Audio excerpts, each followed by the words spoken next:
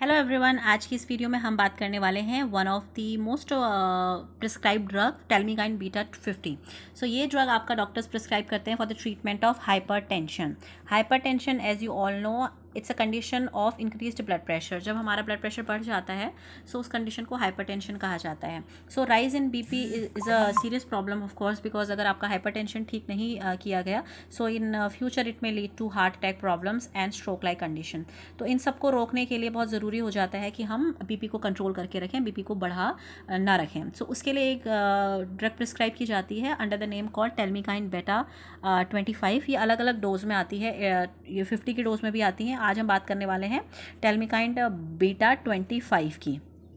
ठीक है, अब बात करते हैं तो आज की इस वीडियो में हम क्या क्या सीखेंगे। आज की इस वीडियो में हम जानेंगे कि इस मेडिसिन के अंदर कौन कौन से दो सॉल्ट हैं और इन सॉल्ट्स की फार्माकोलॉजी क्या है। सो ये हमें अंडरस्टैंड करेगी, एक्चुअली ये हमें बेटर अंडरस्टैंड करने में मदद करेगी कि हमारी जो ड्रग्स होती हैं वो कैसे काम करती हैं। सो देखिए, इस तरीके से आपका पैकेजिंग आती है टेलमिकाइन बेटा की। मैनकाइंड नाम की फार्मास्यूटिकल कंपनी है जो इसको बनाती है, और अगर आप इसकी MRP देखेंगे तो ये आपका 100 and you can see here 107, आपका 107 में आपको इसकी 10 टैबलेट्स की एक स्ट्रिप अवेलेबल हो जाती है। एल्यूमिनियम स्ट्रिप में इसकी पैकेजिंग आती है, काफ़ी अच्छी एलिगेंट पैकेजिंग है इसकी। अब बात कर लेते हैं इसके सॉल्ट की। तो चलिए देखिए, पहले बात आती है इसमें पहला सॉल्ट कौन सा है। तो पहला सॉल्ट इसके अंदर बच्चों है टेलमिसार्टेन। टेलमिसार्टेन यहाँ पर 40 मिलीग्राम की डोज में आपका इसके अंदर प्रेजेंट है। और दूसरा इसके अंदर जो सॉल्ट है वो है आपका मेटोप्रोलोल सक्सिनेट। मेटोप्रोलोल सक्सिनेट आपका यहाँ पर 23.75 मिलीग्राम की है। जैसा कि हमने देखा कि ये जो मेडिसिन है ये डॉक्टर प्रिस्क्राइब करते हैं हाइपरटेंशन को ट्रीट करने के लिए। हाइपरटेंशन हमें पता है, हाइपरटेंशन क्या होता है, इंक्रीज्ड ब्लड प्रेशर की कंडीशन होती है। इसको ठीक करने के लिए इस मेडिसिन को दिया जाता है। तो चलिए हम थोड़ा सा इन मेडिसिन के अंदर प्रेजेंट सॉल्ट्स की फार्माकोलॉजी को देखते हैं। बात करते हैं टेलमिसार्टेन की। तो टेलमिसार्टेन जो होता है वो बेसिकली आपका क्या है, वो है आपका एंजियोटेंसिन कन्वर्टिंग एंजाइम 1 इनहिबिटर। ठीक है, यानी कि ये क्या करता है, ये आपका एंजियोटेंसिन कन्वर्टिंग एंजाइम 1 का को इनहिबिट करता है। ये ब्लॉकर है। जब आप इस ड्रग को लेते हैं तो ये इस एंजियोटेंसिन कन्वर्टिंग एंजाइम को इनहिबिट कर देती है और खुद जाके वहाँ पर बाइंड कर जाती है, और thereby it helps in reducing the blood pressure. Now you must understand कि एंजियोटेंसिन क्या करता है। एक्चुअली में जो हमारा एंजियोटेंसिन होता है, let me right here, angiotensin 1, दो होते हैं, एक एंजियोटेंसिन 1 होता है, एक एंजियोटेंसिन 2 होता है। ये टेलमिसार्टेन एंजियोटेंसिन 1 ब्लॉकर है। तो एंजियोटेंसिन 1 क्या है, बेसिकली आपका ये आपकी बॉडी के अंदर प्रेजेंट एक पोटेंट वैसोप्रेसर है। अगर ये पोटेंट वैसोप्रेसर है, वैसोप्रेसर्स मतलब जो आपके प्रेशर को इंक्रीज करते हैं, ठीक है, they rise the blood pressure.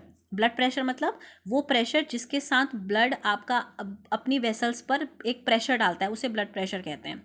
सो अब जब ब्लड प्रेशर बढ़ जाता है तो उसको बढ़ाने के लिए आपकी बॉडी के अंदर बहुत सारे केमिकल्स हैं, उसमें से एक केमिकल आता है एंजियोटेंसिन 1। तो ये एक पोटेंट स्ट्रॉन्ग वैसोप्रेसर है।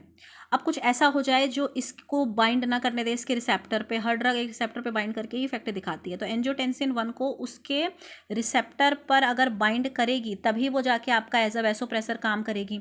तो आप जब टेलमिसार्टेन लेते हैं तो टेलमिसार्टेन इसकी जगह पर चली जाती है और इसको बाइंड नहीं होने देती अपने रिसेप्टर पे, ठीक है। So because angiotensin is not binding on to its receptor, so vasopressor का जो इफेक्ट था वो नहीं आता है और ब्लड प्रेशर आपका लोअर डाउन हो जाता है। अब बात करते हैं मेटोप्रोलोल सक्सिनेट की। मेटोप्रोलोल सक्सिनेट आपका बिलोंग करता है, ये आपका सेलेक्टिव बीटा 1 ब्लॉकर है, ठीक है। अलग अलग रिसेप्टर्स होते हैं बीटा में भी, बीटा 1 बीटा 2। ये है आपका सेलेक्टिव बीटा 1 रिसेप्टर, यानी कि ये जाके B1 रिसेप्टर को ब्लॉक करता है। अब B1 रिसेप्टर कहाँ प्रेजेंट होता है, ये हमारे हार्ट में प्रेजेंट होता है, ठीक है, B1 रिसेप्टर। तो जब आप मेटोप्रोलोल सक्सिनेट को लेते हैं तो मेटोप्रोलोल सक्सिनेट क्या करता है, वो आपके हार्ट में प्रेजेंट इन बीटा 1 रिसेप्टर्स पर जाकर सेलेक्टिवली, मतलब सिर्फ उसी को वो ब्लॉक करेगा, अदर रिसेप्टर्स को ब्लॉक नहीं करेगा। बीटा में भी अलग अलग होते हैं जैसे कि मैंने आपको बताया।